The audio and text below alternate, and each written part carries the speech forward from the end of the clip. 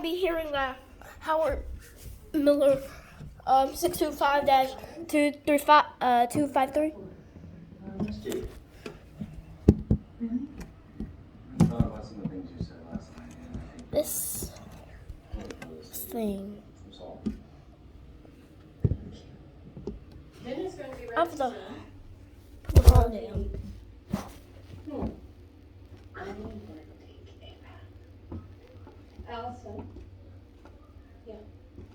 Next time, maybe you could tell me if you eat elsewhere. I just hate to escape. She's a big girl.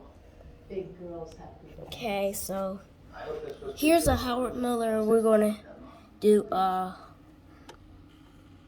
chimes. So first, Ave Maria. Whittington. Bruce loves you. honestly right. It's very good.